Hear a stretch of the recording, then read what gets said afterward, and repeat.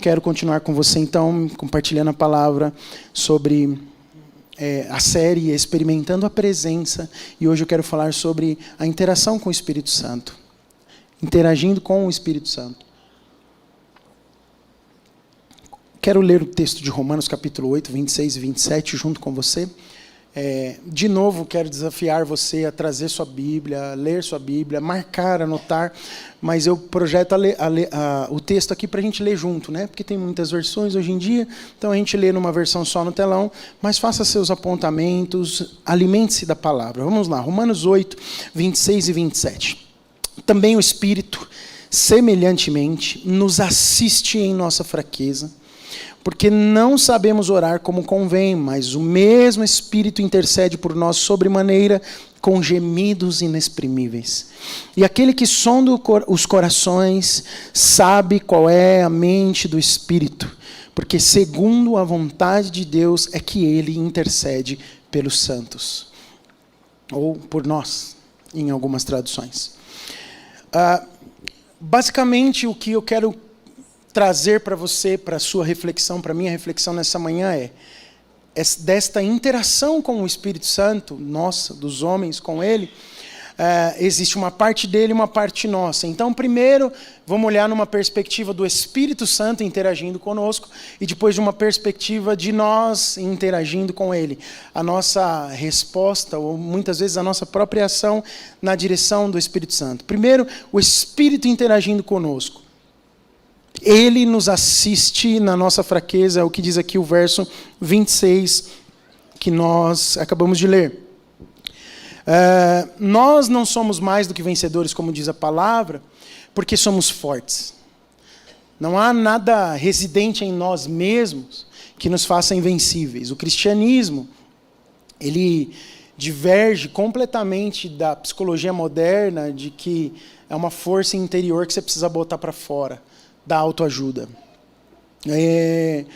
O apóstolo Paulo afirma com toda clareza isso, de que nós somos fracos, não temos poder em nós mesmos. A ajuda, então, que nós precisamos não vem de dentro. A ajuda que nós precisamos vem do alto. Veio do alto e agora habita em nós. Mas a ação do Espírito é a partir dos céus. Lembra aquela história? Deus é o arquiteto. Jesus Cristo é aquele quem comandou a obra, né? É como se fosse o mestre da obra, mas o Espírito Santo é o operário, é o que está aqui fazendo e acontecendo, fazendo a obra na prática na nossa vida. Então a nossa ajuda vem de Deus, do alto, por meio deste operário chamado Espírito Santo. Assistência tem a ver com parceria, como já falei aqui outras vezes. Naquilo que nós precisamos fazer, somos assistidos pelo Espírito Santo, mas também, especialmente, na nossa fraqueza, como o texto que lemos. É uma obra que é completamente feita por Ele e não pode ser feita sem o Espírito em nós. Somos parceiros do Espírito Santo e fazemos junto. É uma ajuda e não deixa que eu faça sozinho.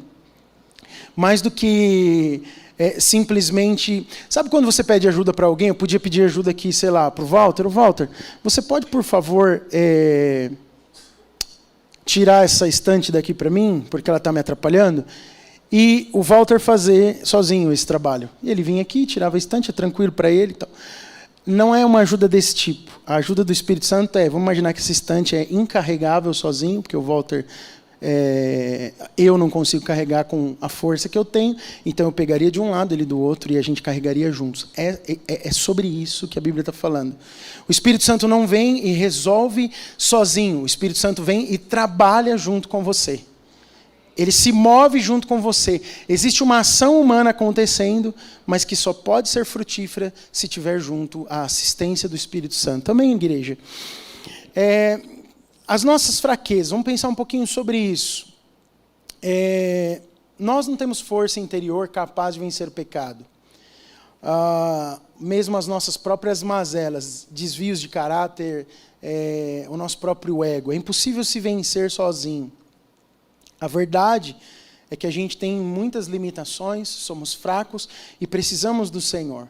A gente tem fraqueza de ordem física, emocional, moral e espiritual. A gente é cheio de fraqueza. No final das contas, quando a gente olha para nós mesmos e se enxerga realmente, a gente, se de fato se enxergar, a gente se quebranta na presença de Deus, porque quando a gente se olha à luz de quem é o Senhor e do seu padrão tão elevado, nós precisamos reconhecer quem somos, fracos. Nossas fraquezas esmagam-nos todos os dias. A gente tropeça nos nossos próprios erros. A gente comete falhas quase todos os dias. Alguém aqui não comete falha algum dia? Numa semana, talvez? Não, mas nem um dia. Tem um dia que você dorme e você fala, hoje eu fui bem, não tem? Você fala, hoje, até flores para minha mulher eu levei, hoje eu estou voando. Não tem problema com a mulher, com o pastor, com a família. Tem dia que você dorme bem assim, não tem não? Não tem nenhum, vocês são ruins então, hein? Não tem dia que você fala assim, hoje eu estou salvo. E nem sei lá se precisava tanto da graça assim. A gente tem um coração tão mal que quando a gente está bem, aí parece que a gente fica bem, né? Você está com a consciência limpa, não fez assim, então pode até ser que tem um dia que a gente se sinta assim, mas no final das contas a gente é mal na nossa essência, como eu brinquei e falei aqui do Gael, né? Nascemos numa natureza pecaminosa. Mas tem uma guerra constante instalada dentro do nosso coração, que está aqui no peito. É esse conflito. A mente, tem até um livro que fala disso, né? A mente é um campo de batalha fértil e constante. Tem demônio lançando seta, sofisma, pensamento, tentação. Tanto que Jesus ensina a gente a orar como? Não nos deixe cair em tentação. Né? E é muito melhor a gente poder confessar uma tentação do que ter que confessar o pecado, não é? Então, você chegar para alguém, um amigo, ou um irmão, ou a esposa, ou o marido, e falar, estou sendo tentado nisso. É muito difícil, precisa de uma boa dose de humildade para isso. Mas é bom poder confessar a tentação. A gente está o tempo todo assim, chegar diante de Deus e falar, Pai, eu estou sendo tentado. Senhor, a situação hoje está difícil. E poder colocar isso transparentemente diante de Deus. Essa é a nossa vida.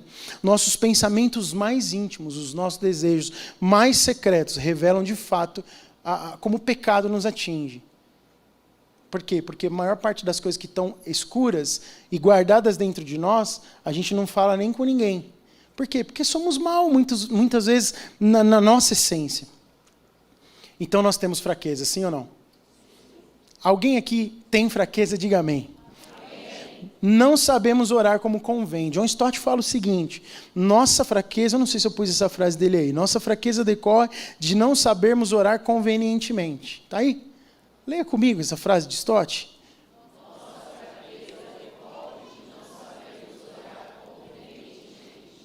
Nós somos fracos, porque não conseguimos manter uma comunhão ininterrupta com o Senhor.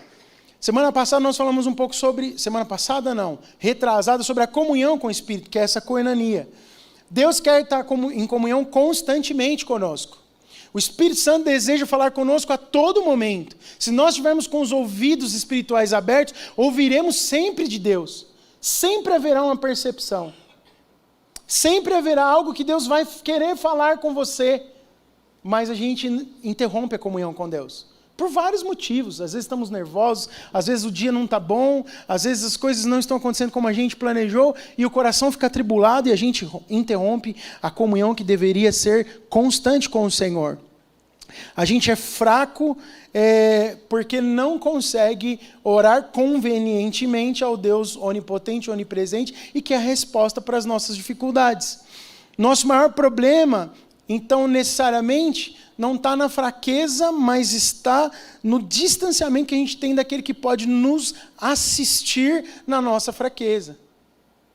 Deus não vai lá e vai tirar você da situação de tentação sem que haja uma predisposição sua de fazer com Ele. Fala, Senhor, eu quero vencer isso. Eu desejo. No final das contas, é por causa dele que você vence. Porque seria impossível movimentar o objeto, porque é tão pesado, sozinho não vai dar. Mas ele te assiste na sua fraqueza. Deus deseja fazer isso. E quando não sabemos orar convenientemente, a gente falha. Geoffrey Wilson escreve o seguinte sobre isso: a inabilidade na oração não é apenas uma ilustração da fraqueza do crente, mas também uma explicação da fraqueza. Você pode ler para afirmar isso na sua mente? Vamos lá?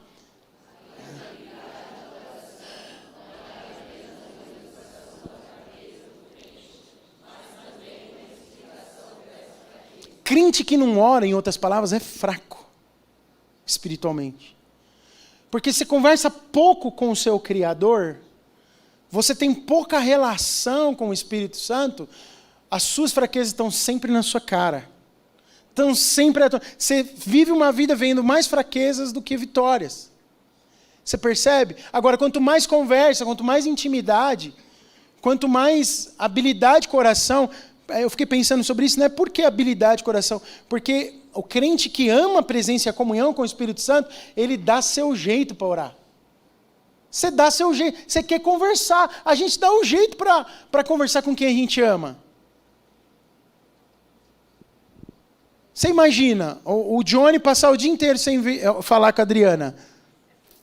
Vai chegar uma hora no dia que você vai ficar desesperado, você quer falar alguma coisa com ela. Você dá seu jeito. Quando você ama o Espírito Santo, que nem o Johnny ama a Adriana, você dá um jeito de falar com o Espírito Santo, sim ou não? Você dá jeito de falar com ela, né? Dá, aleluia. E não dá para ver. Irmãos, nós às vezes somos muito afrontados e atacados porque tem menos intimidade, tem menos do Espírito Santo, tem menos relação com Ele. E as nossas fraquezas, elas se esvaem, elas vão saindo. A gente tropeça no início em pedras grandes, mas chega um momento da vida que as pedras que a gente tropeça são só as pequenas. E ainda assim, vai chegar um momento em que o caminho estará completamente limpo. Por quê? Porque intimidade com Deus, relação com Ele, vai eliminando de uma forma muito orgânica, que você nem percebe. De repente você fala, uau, já não tropeço mais nessa pedra. Aí vem alguém e fala para você assim, poxa, eu estou tropeçando nessa pedra da pornografia. Aí você fala assim, poxa, eu já tropecei, não tropeço mais. E você pode servir de bênção na vida de alguém que está tropeçando numa pedra que você já tropeçou. Por que você não está tropeçando mais? Porque tem mais comunhão ativa do Espírito Santo na minha vida. Eu tropeço na pedra de ser grotesco com as pessoas. Tropeçava. E aí alguém vem e fala isso para você, eu estou tropeçando, eu sou rude com a minha família, eu respondo sempre no ímpeto, é a minha personalidade, é de família, eu sou italiano, eu sou português, eu sou espanhol, quem mais? Eu sou alemão, sempre tem uma justificativa, né? Eu sou da Paraíba, do Pernambuco, do Recife, de São Paulo, todo mundo tem uma justificativa para justificar porque foi rude com alguém. É verdade. A gente está sempre justificando de alguma... Mas você sabe o que resolve mesmo? O nosso caráter. Você sabe o que faz a gente não tropeçar mais numa pedra como essa? É a virtude do Espírito Santo em nós. Se a sua fraqueza é tratar mal as pessoas, o Espírito Santo te assiste na fraqueza de tratar mal as pessoas, trazendo a natureza de Cristo na sua natureza pecaminosa, anulando a natureza pecaminosa e fazendo sobressair a natureza de Cristo, por meio da ação do Espírito Santo, que te assiste na sua fraqueza. Quantos estão me entendendo? Digam amém.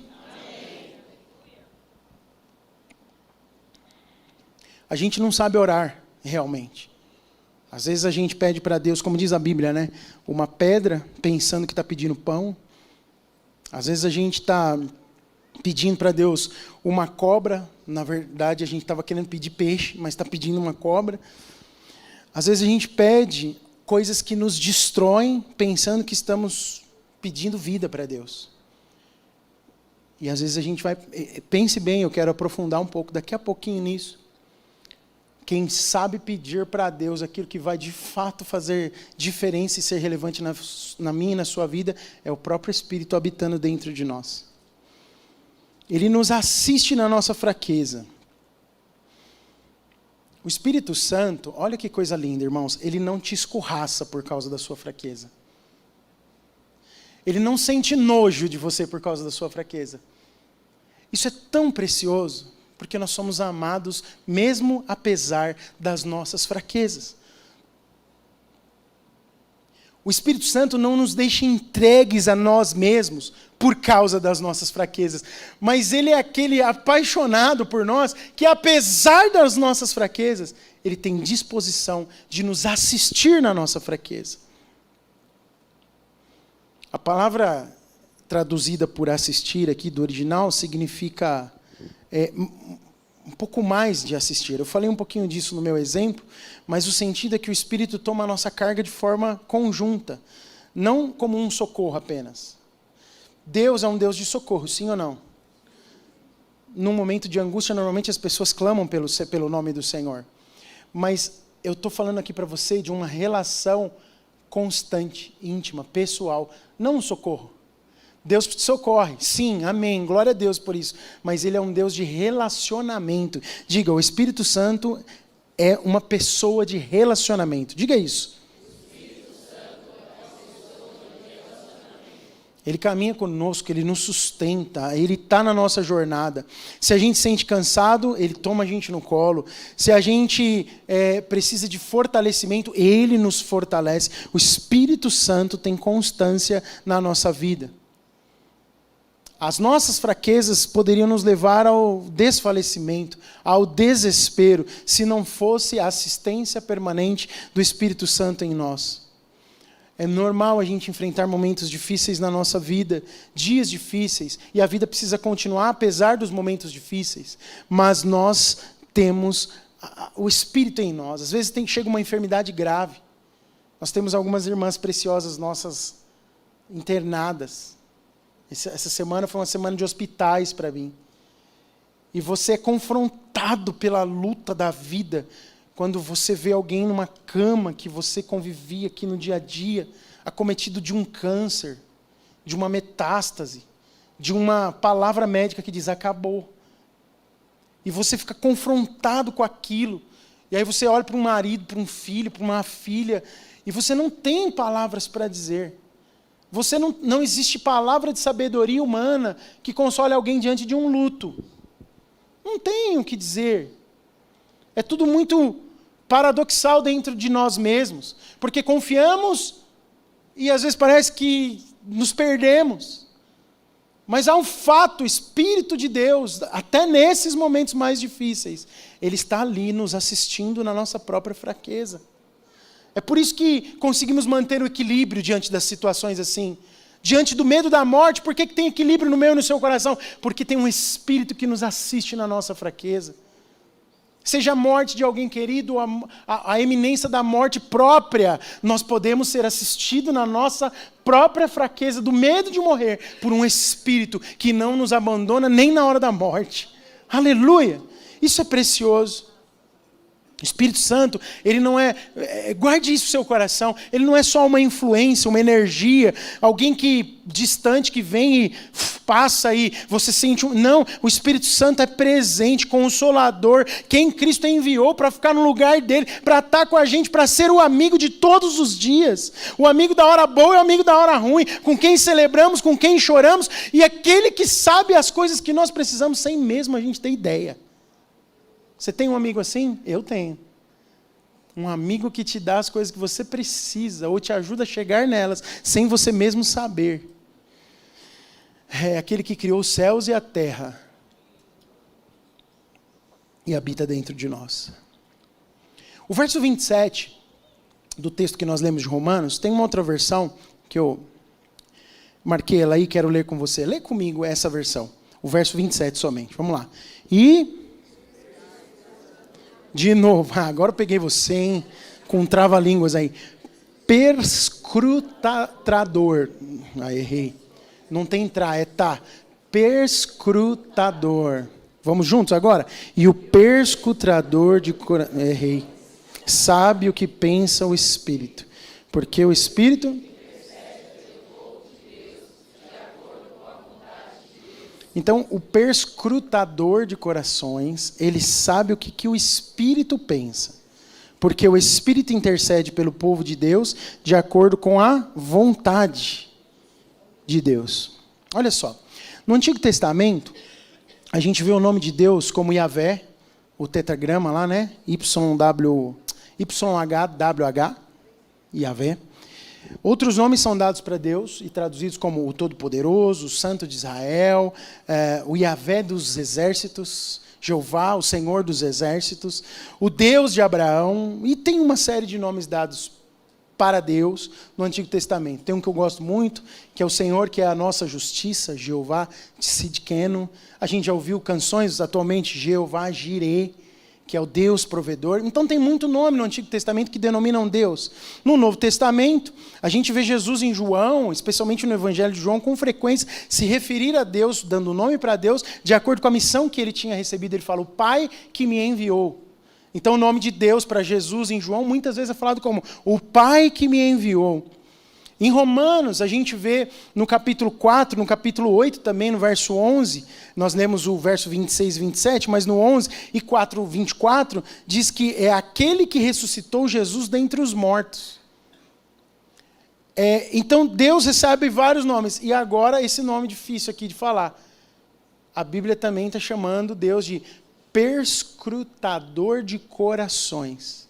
E eu queria pensar um pouquinho sobre isso. A palavra perscrutador, ela tem uma raiz que sugere, presta bem atenção na definição, alguém que acende uma tocha e vai caminhando lentamente por um recinto grande e escuro, repleto de todo tipo de coisas, à procura de uma coisa específica.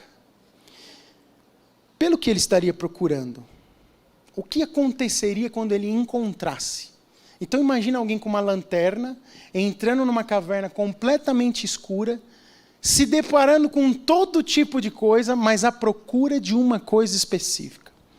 Sem dúvida, Deus, ao perscrutar os recantos, os cantinhos obscuros do nosso coração, Ele vai se deparar com toda sorte de coisas. Se possível fosse, prontamente a gente não queria que algumas delas fossem reveladas e que fossem descobertas no meio do caminho, que permanecessem ocultas. Mas o que, acima de tudo, o perscrutador, Deus, Ele quer encontrar, segundo o que Paulo está dizendo aqui no verso 27 de Romanos 8. E Ele certamente deverá encontrar no coração de todo cristão. O que Ele quer procurar? O gemido do Espírito Santo. Porque Ele conhece a mente, Ele conhece o que pensa o Espírito, e Ele está procurando a oração que é o Espírito Santo orando dentro de nós. Continua pensando comigo. Eu já falei aqui dos sofrimentos do mundo, de sabermos que a igreja compartilha desse sofrimento do mundo. Como igreja na Terra, nós participamos disso, somos pessoas, seres humanos, não estamos isentos. A gente geme com um profundo anseio da redenção dos nossos corpos, sim ou não? A gente quer que isso acabe. A gente não quer estar num lugar que não tem pranto, nem angústia, nem dor, nem lágrimas. No final das contas, a gente não é sempre tentado ao escapismo, de não querer viver alguma coisa que às vezes é até necessário para o nosso próprio crescimento. A gente vive essa tensão. É a tensão do já e do ainda não. De já desfrutar um pouco dos frutos do Espírito na nossa vida, mas de ainda não, porque tem uma obra sendo feita e eu estou aqui nesse corpo morto, que me rodeia com todo o mal, e não tem como, eu preciso ainda caminhar um tempo aqui. A gente tem a revelação do próprio Deus, que é um Deus que não se aparta do sofrimento da igreja na terra, muito pelo contrário, Ele decidiu habitar em nós por meio do Seu Espírito. Então essa revelação é que nos faz caminhar e ser forte diante das dificuldades. A compreensão de Paulo acerca do Espírito aqui, ela é muito impactante nesse ponto.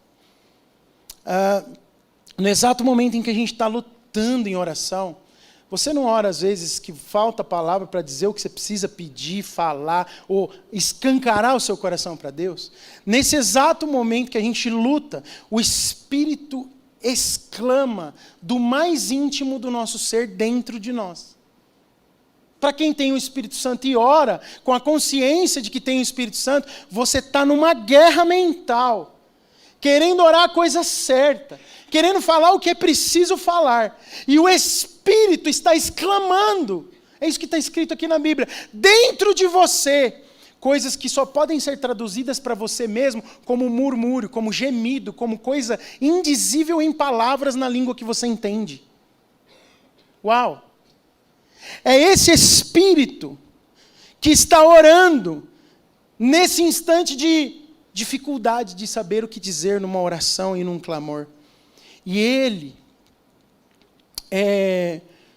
no seu gemido, que não pode ser expresso em palavras.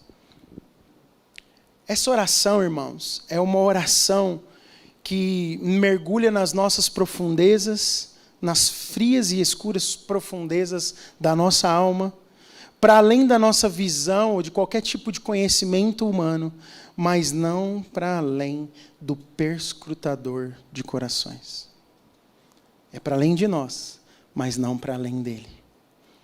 Paulo diz que o Criador tem plena comunhão com o Espírito que habita em nós. O arquiteto do universo tem plena comunhão com o Espírito. Essa é a primeira frase, lê a primeira frase do versículo. E o perscrutador de corações sabe o quê? O que pensa o Espírito. É plena comunhão. Conhece a mente. Você conhece a mente do seu cônjuge? Você sabe o que ele está pensando ou ela está pensando agora? E do seu filho? Do seu filho? Mãe tem evidência, né? Eu sei o que você está pensando. Vai falar que você nunca ouviu isso da sua mãe. Eu te conheço. Você foi gerado aqui dentro de mim. Ninguém conhece a mente como Deus conhece. E a Bíblia fala que porque são um só. O Deus, arquiteto do universo, conhece a mente do Espírito. Deus compreende o que o Espírito está dizendo, nós não. Olha que interessante isso. Deus ouve e responde às orações que nós só conhecemos como gemidos. Deus responde orações e ouve orações que nós conhecemos como gemidos.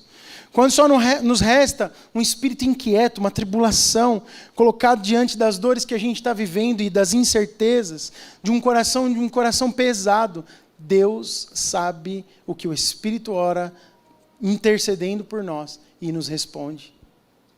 Isso é muito poderoso. Tem um desafio para todo cristão aqui. A disposição de assumir e de sustentar esse tipo de oração.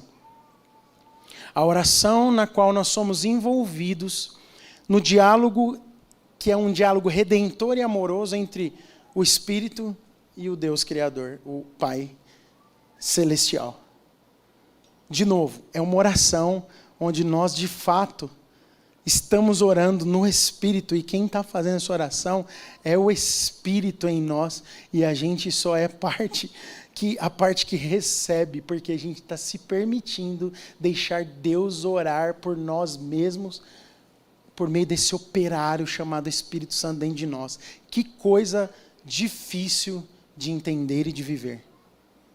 Mas como assim? A gente quer, pela força do nosso clamor, muitas vezes, dizer: Deus, o Senhor não está vendo o que está acontecendo. Eu estou perdendo alguém que eu amo. Alguém morreu. Não tem dinheiro para pagar minha conta amanhã. Eu estou com uma dor, meu casamento está um caos. Os meus filhos estão se perdendo. Você quer gritar às vezes. E às vezes a gente grita no pensamento, sem falar uma palavra. Mas quando a gente se submete a este Deus que sonda, perscrutador também é aquele que sonda. Essa é uma tradução para a palavra. Quando a gente se submete àquele que sonda os corações, ele vai encontrar nos cantos escuros e frios da nossa alma um gemido de um espírito que foi enviado como amigo para falar conosco, mas também para orar ao Pai e interceder por nós naquilo que nós não conseguimos dizer em palavras. Meu Deus! Eu li um comentário essa semana de N.T. Wright falando sobre isso. Eu queria ler, um pouco longo para o padrão que eu ponho aqui de 3 linhas, mas eu queria ler com você. Dá uma olhada no que ele fala exatamente sobre esse tema. Vai lá, lê você. 1, 2, 3.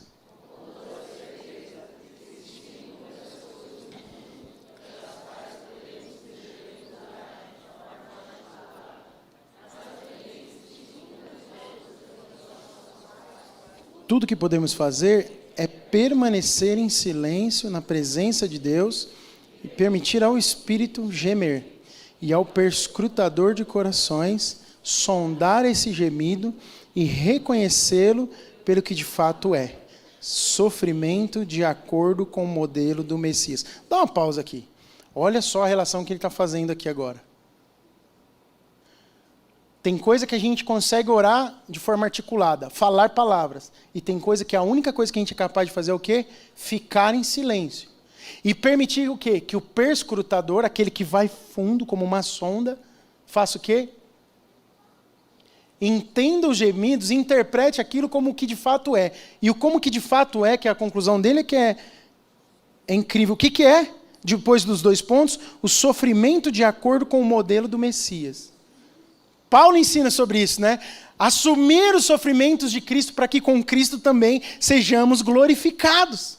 E olha como ele conclui esse pensamento dele. Vamos continuar? Assumirmos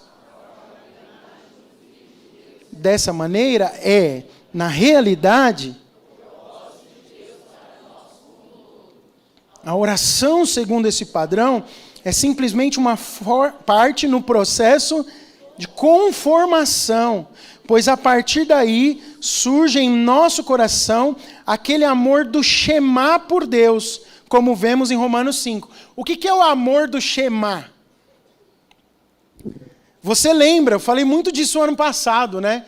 Marcos capítulo 12, verso 30, diz o quê? Jesus ensinando para os escribas.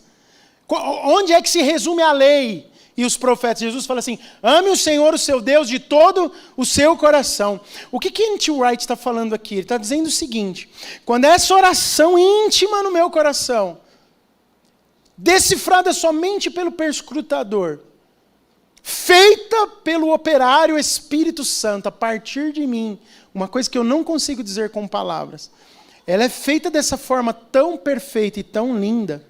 Eu estou me adequando ao modelo do sofrimento de Jesus, que talvez também não soube falar tantas palavras no Getsemane, quando ele chora e sua sangue e as suas lágrimas se misturam ali. Ele logo se recompõe porque ele é confortado pelo Pai. Mas fechando parênteses e voltando para o raciocínio, ele fala: essa oração que o Espírito faz com o Pai é a minha conformação de vida, me transformando à imagem do próprio Filho de Deus, à medida que o próprio Deus está orando por mim, o que eu não consigo orar.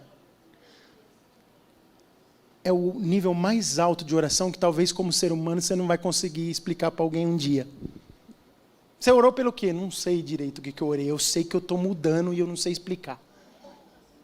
Eu sei que está acontecendo uma coisa na minha vida prática, que acontece no dia a dia, que a minha família está falando: nossa, como você está diferente. Mas quando você vai orar e se prostrar na presença de Deus, uma alegria indizível toma o seu coração, porque tem um Deus que está fazendo uma obra completa e você está se submetendo à oração que o Espírito operário está orando e o Pai é capaz de decifrar, e você está sendo moldado à imagem do Filho. A sua vida está sendo transformada por causa dos gemidos inexprimíveis do Espírito Santo em seu favor.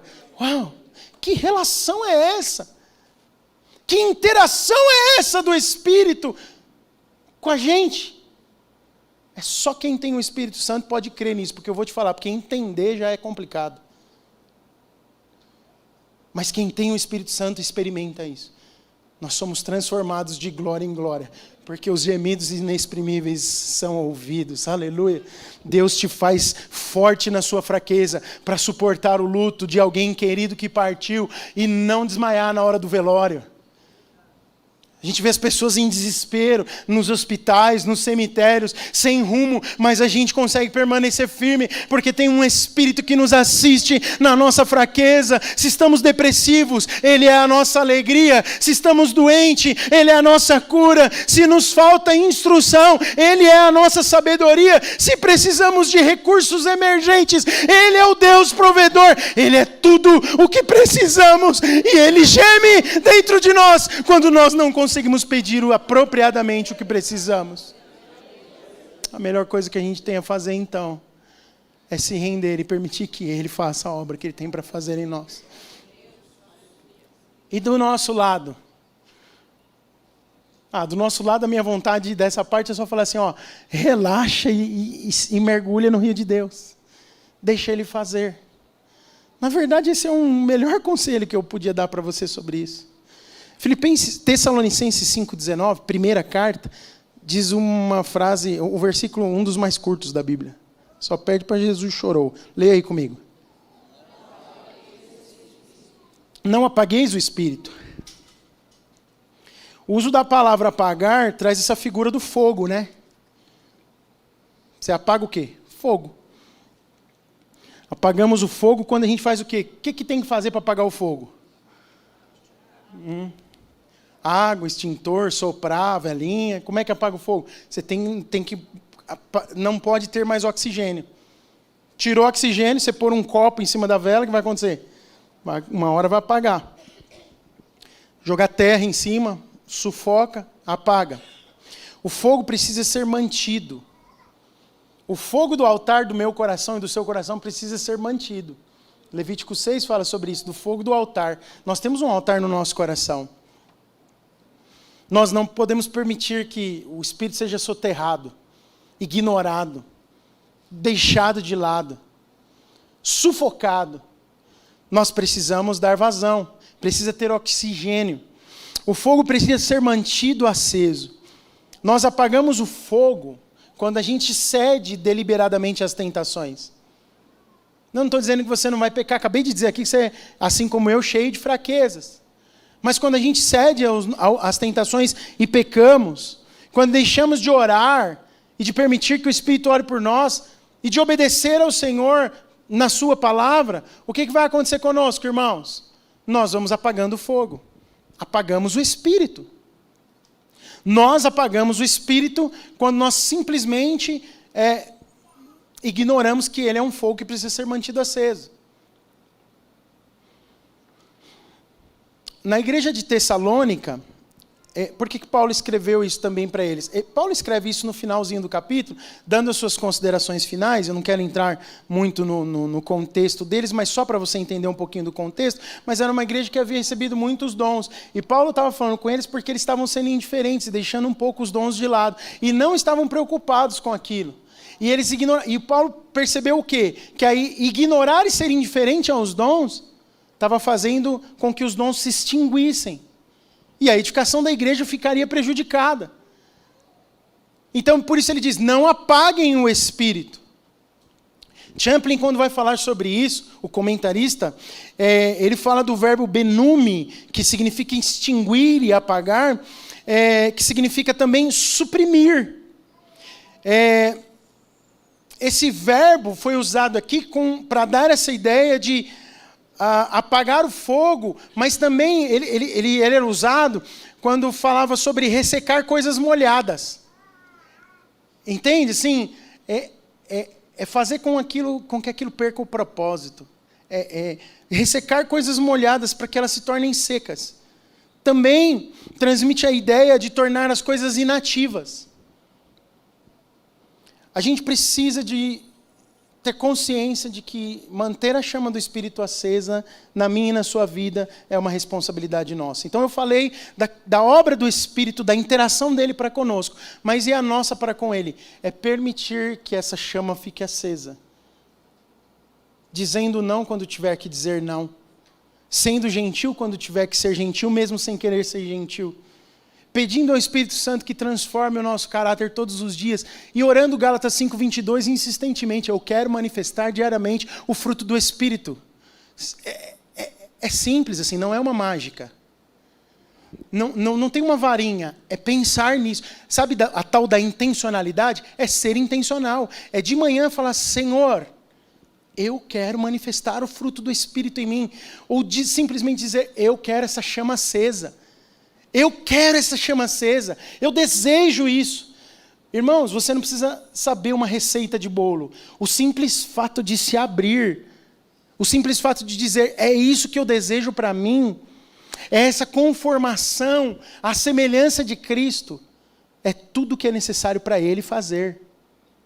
O problema é a nossa indiferença em continuar fazendo alguma coisa contrária à vontade de Deus e ainda assim não se importar com isso.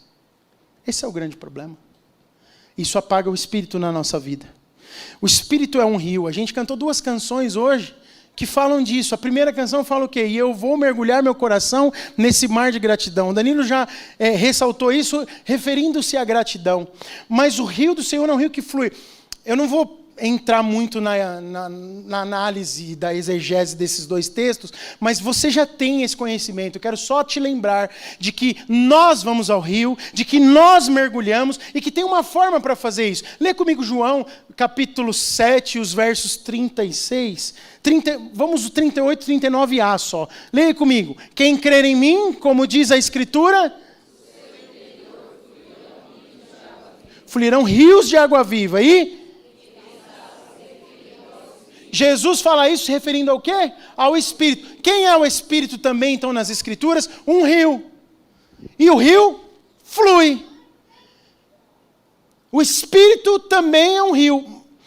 Tem um texto de Ezequiel 47, que é uma visão maravilhosa que Ezequiel tem, que ele fala de um rio, e que lá em Apocalipse também se fala do mesmo rio, e que lá em Gênesis também se fala do mesmo rio.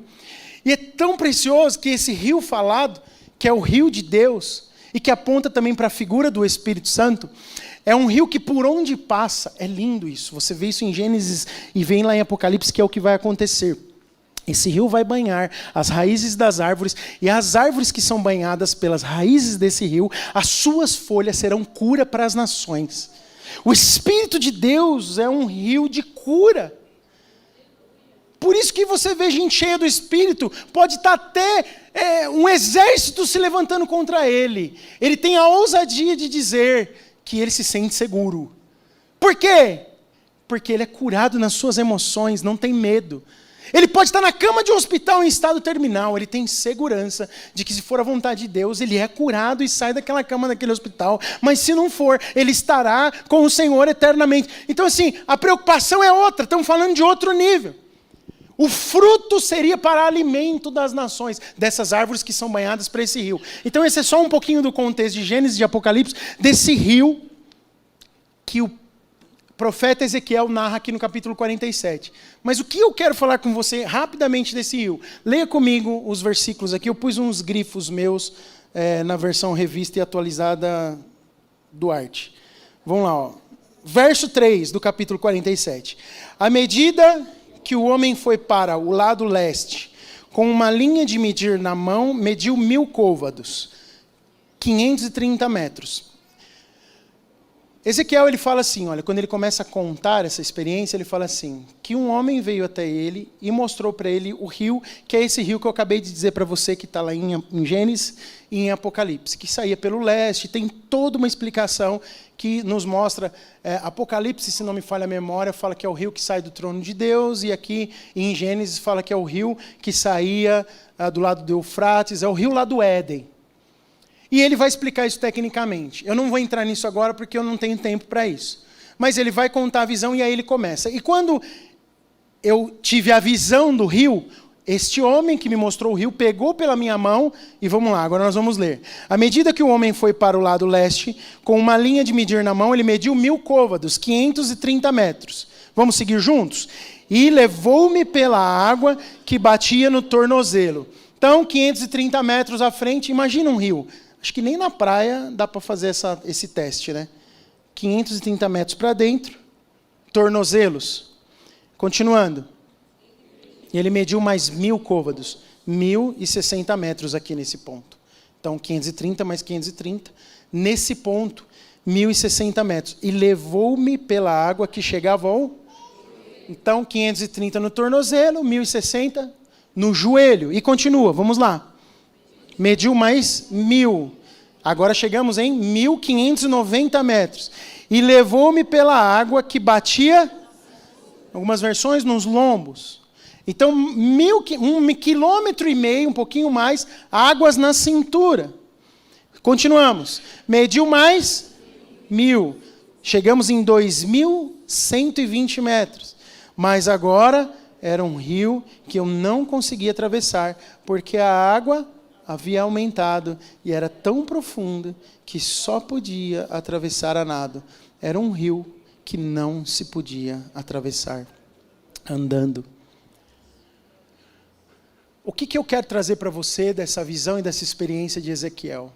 Jesus disse que a chave para desfrutar do rio que flui dentro dele, e que ele estava se referindo ao Espírito, era o quê? Crer. Ele diz, quem crê, vai fluir do seu interior um rio. E aí a explicação de João ali é, ele se referia ao Espírito Santo, que ainda não lhes havia sido dado. Ezequiel está falando aqui de um rio que é cura para as nações, e que banha as árvores, e que as árvores banhadas por ele produzem fruto e são cura para as nações. Mas ele diz uma coisa, qual é a chave? O que está acontecendo aqui? Você pode desfrutar um pouquinho quando você anda 500 metros.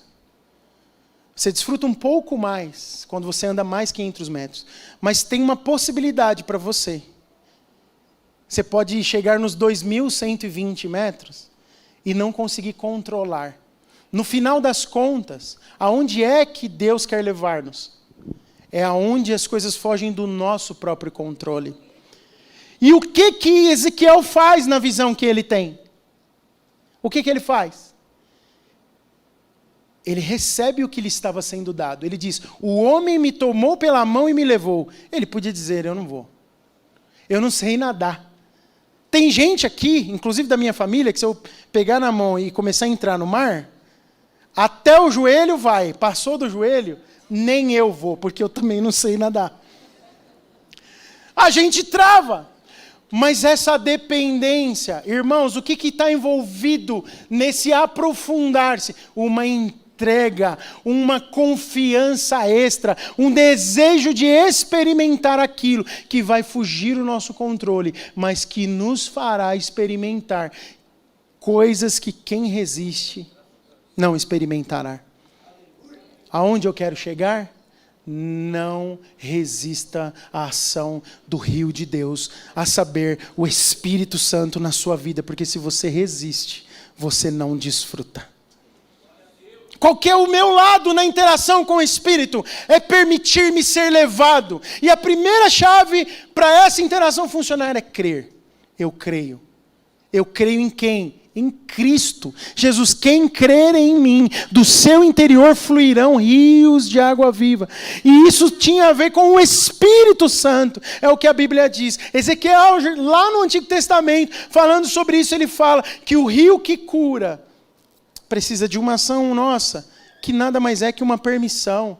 Irmãos, o trabalho duro já foi todo feito. A gente precisa se entregar. Mas eu vou dizer para você, como é duro esse trabalho de se entregar. Como a gente resiste? Tenha liberdade. Escolha. Quando a gente fala de livre-arbítrio, né? A gente não tem mais o arbítrio de escolher por não pecar, né? Adão tinha. Tem o livre-arbítrio e a livre-agência, né? O livre-arbítrio é a opção que se tem de pecar ou não pecar.